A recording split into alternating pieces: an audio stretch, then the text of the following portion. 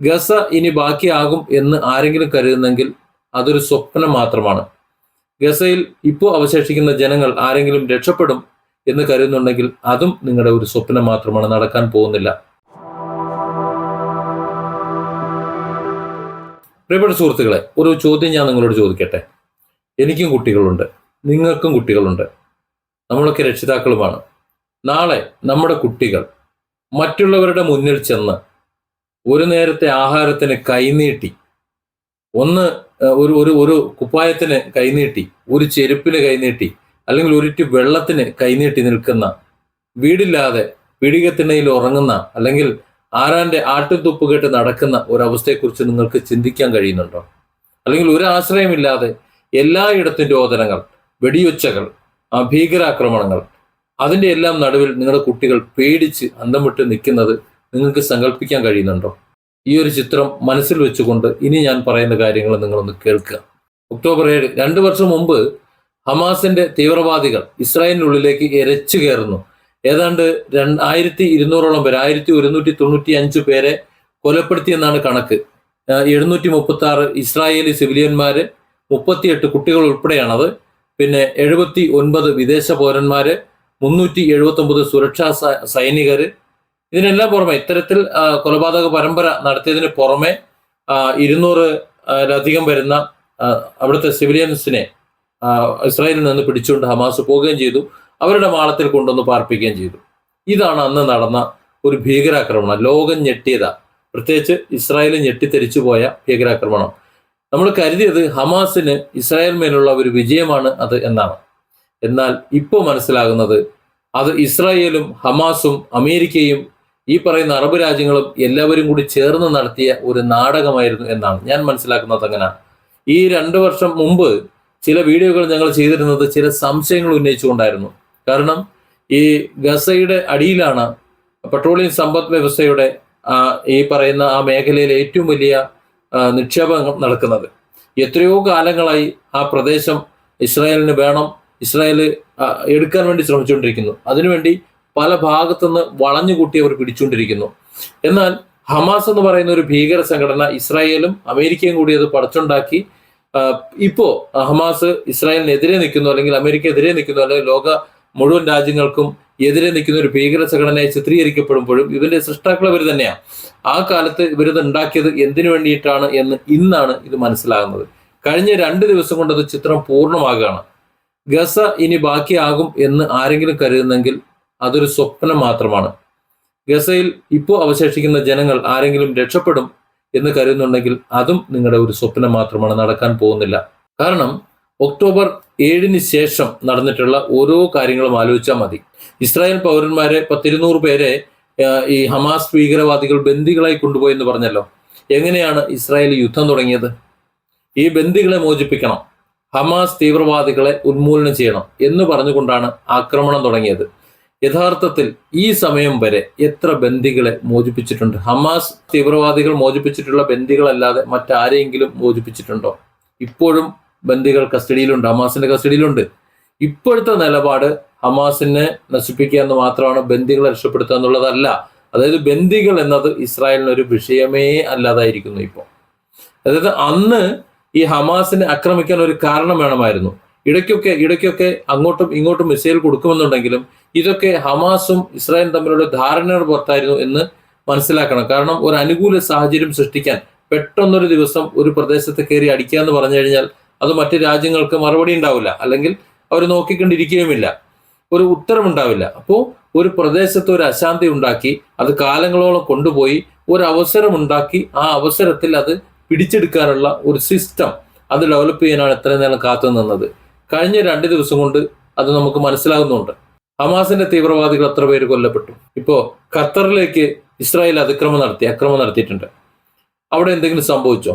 ഒരു റൂമിന് കേടുപാടുകൾ സംഭവിച്ചു. അതും ഹമാസിന്റെ നേതാക്കൾ താമസിക്കുന്നു എന്ന് കരുതപ്പെടുന്ന ഒരു റൂം.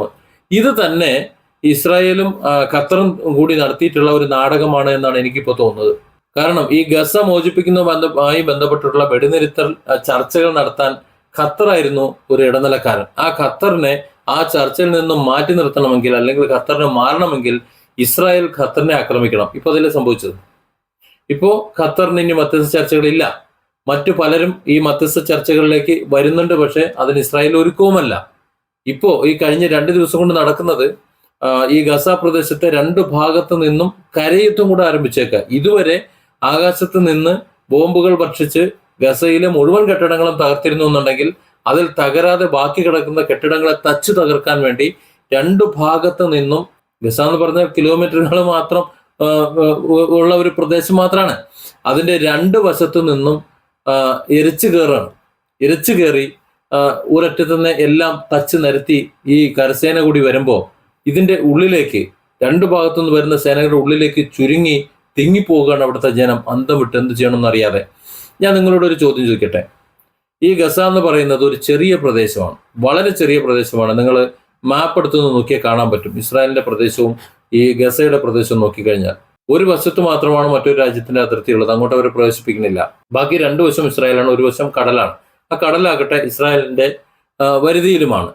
അപ്പൊ സ്വാഭാവികമായിട്ടും ഇവർ കുടുങ്ങാണ്. ഈ ഒരു ചെറിയ പ്രദേശത്ത് ഈ ഇസ്രായേലിനെ, ഹമാസിനെ ഇല്ലാതാക്കാൻ എത്ര കാലം എടുക്കും? ചെറിയൊരു പ്രദേശമാണ്. ഓരോ ഇഞ്ചും അരിച്ചു പെറുക്കി മുന്നോട്ട് പോകുകയാണെന്നുണ്ടെങ്കിൽ ദിവസങ്ങൾ കൊണ്ട്, ഇസ്രായേലിന്റെ പട്ടാളത്തിന്റെ കഴിവ് എടുത്തു വെച്ച് നോക്കുകയാണെങ്കിൽ, അവരുടെ സാങ്കേതിക വിദ്യയുടെ മികവ് എടുത്തു നോക്കുകയാണെന്നുണ്ടെങ്കിൽ ദിവസങ്ങൾ മതി. ദിവസങ്ങൾ കൊണ്ട് ഗസ മുഴുവൻ അരിച്ചു പെറുക്കി അവസാനത്തെ ഹമാസ് തീവ്രവാദിയെ കൊന്നൊടുക്കി പിന്നീട് അവരുടെ ബന്ദികളെ മോചിപ്പിച്ചുകൊണ്ട് ഈസിയായിട്ട് അവർക്ക് വരാൻ പറ്റും. എന്തുകൊണ്ട് അവർ അത് ചെയ്തില്ല? അതായത് ഈ ബന്ദികളെ വിട്ടുകൊടുത്തുകൊണ്ട് ഗസയെ പിടിച്ചെടുക്കാൻ വേണ്ടിയിട്ടുള്ള നാടകം നടത്തിയത് ഇസ്രായേൽ ആയതുകൊണ്ടാണെന്നാണ് ഇപ്പം നമ്മൾ മനസ്സിലാക്കേണ്ടത്. അങ്ങനെ തന്നെയാണ്. ഇനി കുറച്ച് കഴിയുമ്പോൾ ഈ കഥകളൊക്കെ പുറത്തു വരും. അതായത് ഗാസ പ്രദേശം ഇസ്രായേലിന് വേണം, ഗസയിലെ ജനങ്ങളെ ഇസ്രായേലിന് വേണ്ട. അതാണ് ഇതിന്റെ വസ്തുത എന്ന് പറയുന്നത്. എന്നാൽ ഈ ജനങ്ങളെ മറ്റു രാജ്യങ്ങൾക്കും വേണ്ട, ആർക്കും വേണ്ട. എന്നാൽ അതേസമയം ഇത് ഇസ്രായേലിന്റെ പക്കലേക്ക് ഈ ഗാസ എത്തിക്കഴിഞ്ഞാൽ അതിന്റെ ഗുണഫലങ്ങൾ മറ്റയൽ രാജ്യങ്ങൾക്ക് എല്ലാവർക്കും ഉണ്ടായിരിക്കും താനും. ഇപ്പോൾ അറബ് രാജ്യങ്ങൾ ഒന്ന് ആലോചിച്ച് നോക്കുക. അവിടുത്തെ പെട്രോളിയം ഉൽപ്പന്നങ്ങൾ ആരാണ് അതൊക്കെ എടുത്ത് കൈകാര്യം ചെയ്യുന്നത്? അവിടുത്തെ രാജ്യങ്ങളാണോ? അമേരിക്കയുടെയും മറ്റ് രാജ്യങ്ങളുടെയും ഒക്കെ അവരുടെയും ഒക്കെ പിന്തുണയോടുകൂടി അല്ലെങ്കിൽ അവരുടെ സഹായത്തോടുകൂടി അവരിത് കൈകാര്യം ചെയ്യുന്നത്. ഇവിടെ ഗസയിലെ ഈ ഉൽപ്പന്നങ്ങളെല്ലാം ഇനി ഇസ്രായേൽ കൈകാര്യം ചെയ്യും. അതിന് അവിടെയുള്ള മുഴുവൻ ജനങ്ങളെയും ഇല്ലാതാക്കണം, തരിച്ചാക്കണം. ഇന്ന് ഗൂഗിൾ സാറ്റലൈറ്റ് ഇമേജുകൾ നോക്കിക്കഴിഞ്ഞാൽ നമുക്കറിയാൻ പറ്റും. മുഴുവൻ കിലോമീറ്ററുകളോളം എല്ലാ കെട്ടിടങ്ങളും തച്ച് പൊളിച്ച് നാശം ആക്കിയിട്ടേക്കാണ്.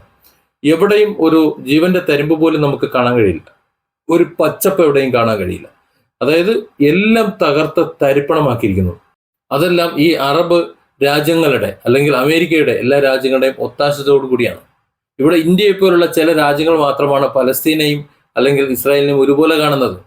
പലസ്തീനെ സംബന്ധിച്ചിടത്തോളം നമ്മുടെ സർക്കാർ, നേരത്തെയുള്ള സർക്കാർ കൊടുത്തതിനേക്കാളും ഇരട്ടിയോളം വരുന്ന സഹായങ്ങൾ ഇപ്പോൾ കൊടുത്തുകൊണ്ടിരിക്കുന്നുണ്ട്. അവിടുത്തെ ജീവൻ രക്ഷയായിക്കോട്ടെ, ഭക്ഷണമായിക്കോട്ടെ, മറ്റെല്ലാം ആയിക്കോട്ടെ. പക്ഷെ അതിനൊക്കെ പരിധിയുണ്ട്. അവരുടെ മേഖലയിലേക്ക് കടന്നു കയറി ഇടപെടാൻ വേണ്ടിയിട്ട് പരിധിയുണ്ട്. അതുകൊണ്ട് നിസ്സഹായരായി നമുക്ക് നോക്കി നിൽക്കാനേ പറ്റൂ ഇത്. പിന്നെ ഇതൊക്കെ കണ്ട് അങ്ങനെ വേണമെന്ന് പറയുന്ന കുറച്ച് മനോരോഗികൾ ഇവിടെയുമുണ്ട്. ആ മനോരോഗികളുടെ കൂട്ടത്തിൽ നിൽക്കാൻ കഴിയാത്തത് കൊണ്ടാണ് ഈ സത്യം ഞാൻ വിളിച്ചു പറയുന്നത്. ഇവിടെ ജാതിയുടെയോ മതത്തിൻ്റെയോ ഒന്നും വിഷയമല്ല. ഇസ്രായേൽ എന്ന് പറയുന്ന ആ ഒരു രാജ്യത്തിന്റെ ഭരണാധികാരിക്ക് ഒന്ന്, അയാൾക്കിനി നിലനിൽക്കണമെന്നുണ്ടെങ്കിൽ ഗാസ പിടിച്ചടക്കണം. ഇസ്രായേലും ഒരുപാട് പ്രശ്നങ്ങൾ നടക്കുന്നുണ്ട്. അവിടെ ഒത്തിരി പ്രശ്നങ്ങളുണ്ട്, അവിടുത്തെ പ്രതിഷേധങ്ങളുണ്ട്, എല്ലാം ഉണ്ട്. പക്ഷേ ഗാസ മുഴുവൻ ഈ ഇസ്രായേലിന്റെ അധീനതയിലായി കഴിഞ്ഞാൽ ആ പ്രതിഷേധം എല്ലാം നിൽക്കും. അതിനുവേണ്ടിയുള്ള ഒരു ഫിനിഷിംഗ് വർക്കുകളാണ് ഇപ്പം നടന്നുകൊണ്ടിരിക്കുന്നത്. അതുകൊണ്ടാണ് 2 വശത്തുനിന്നും ഈ കരയുദ്ധം ആരംഭിക്കുന്നത്. ഈ കരയുദ്ധം ആരംഭിക്കുമ്പോൾ ആ 2 ഭാഗത്തുനിന്നും കയറി വരുന്നതിന്റെ ഇടയിൽപ്പെട്ട് ഇനി കുറച്ച് ലക്ഷങ്ങൾ മാത്രമാണ് അവിടെ ഉള്ളത്. ഇനി കുറച്ച് ലക്ഷങ്ങൾ മാത്രം. ഗസയിൽ ഇനി ജീവിക്കാൻ അധികം ആൾക്കാരൊന്നുമില്ല. അവിടെയുള്ള കുട്ടികൾക്ക്, അവിടെയുള്ള മറ്റുള്ളവർക്ക്, നിലവിലുള്ളവർക്കൊന്നും ഭക്ഷണവും വെള്ളവും വസ്ത്രവും ഒന്നുമില്ല, അതുപോലെ മരുന്നൊന്നുമില്ല. കാരണം എല്ലാ വഴികളും അവർ അടച്ചിട്ടുണ്ട്. ഇനി ഈ 2 വശത്തുനിന്നും എല്ലാവരെയും കൊന്നൊടുക്കി കഴിയുമ്പോൾ അതിനെ മുഴുവൻ തട്ടി നിരത്തി അവിടെ എണ്ണപ്പാടങ്ങളാക്കി മാറ്റും. അല്ലെങ്കിൽ മറ്റ് നിക്ഷേപങ്ങൾ ധാരാളമുണ്ട്, ആ നിക്ഷേപങ്ങൾ എടുക്കും. ഇസ്രായേൽ അതിസമ്പന്നമാകും. മറ്റ് രാജ്യങ്ങൾ അതിന്റെ പങ്കുപറ്റി ജീവിക്കും. ഈ ജൂത സമൂഹത്തെ, ഒരു വിഭാഗത്തെ മുഴുവൻ കൊന്നൊടുക്കിയ ഹിറ്റ്ലറുടെ കഥകൾ, ഭീകര കഥകൾ ഇന്ന് നമ്മൾ സംസാരിക്കുന്നുണ്ടല്ലോ ചരിത്രമായിട്ട്. അതുപോലെ ബെഞ്ചമിൻ നെതന്യാഹു എന്ന ഒരു ഭരണാധികാരിയുടെ ചിത്രവും നാളെ നമ്മുടെ കുട്ടികൾ പഠിക്കും. ഈ ഗസ എന്ന് പറയുന്ന ഈ ഒരു പ്രദേശത്തെ മുഴുവൻ ലക്ഷക്കണക്കിന് വരുന്ന മുഴുവൻ ജനങ്ങളെയും അവസാനത്തെ ആളെയും കൊന്നൊടുക്കി ആ പ്രദേശം കൈയടക്കിയതിൻ്റെ കഥകൾ നമ്മൾ പഠിക്കും. അതാണ് എൻ്റെ വസ്തുത. അതിലേക്ക് ബാക്കിയുള്ള എല്ലാ കാര്യങ്ങളും ഒരുക്കാൻ വേണ്ടി രാജ്യങ്ങളെല്ലാം കുടപിടിച്ചിട്ടുണ്ട്. എല്ലാ രാജ്യങ്ങളും ഇസ്രായേലിനൊപ്പമാണ്. അത് അറബ് രാജ്യങ്ങൾ, അറബ് ഉച്ചകോടിയൊക്കെ അതാണ് കഴിയുന്നത്. ഇപ്പോൾ ബാക്കിയുള്ള രാജ്യങ്ങളെ ബോധിപ്പിക്കാൻ, അല്ലെങ്കിൽ മറ്റുള്ള ജനങ്ങളെ ബോധിപ്പിക്കാൻ വേണ്ടിയിട്ട്, ഓരോ രാജ്യങ്ങളിലും കുറച്ച് ജനങ്ങളുണ്ടല്ലോ, ആ ജനങ്ങളെ ബോധിപ്പിക്കാൻ വേണ്ടിയിട്ട് കളിക്കുന്ന നാടകങ്ങൾ മാത്രമാണ്. ഇറാൻ ദേ അടിക്കാൻ പോകുന്നു, ഹിസ്ബുള്ള ദേ അടിച്ചുകൊണ്ടിരിക്കുന്നു എന്നൊക്കെ പറയുന്നത് ഒന്നുമില്ല. ഇവരെല്ലാവരും കൂടെ ചേർന്നിട്ട് ഈ ഗസ പ്രദേശം ഇസ്രായേലിന് എഴുതി കൊടുക്കാൻ, അവർക്ക് അത് പിടിച്ചെടുക്കാൻ വേണ്ടി നടത്തുന്ന നാടകം മാത്രമാണ്. ഗസയിലെ അവസാന ജീവനും ഇനി രക്ഷയില്ല. നമ്മളൊക്കെ എത്ര നിലവിളിച്ചിട്ടും രക്ഷയില്ല. ഇനി ദൈവത്തിന് പോലും ഗസയെ രക്ഷപ്പെടുത്താൻ കഴിയുമെന്ന് ഞാൻ വിശ്വസിക്കുന്നില്ല. Different angles. Don't forget to subscribe and support this channel.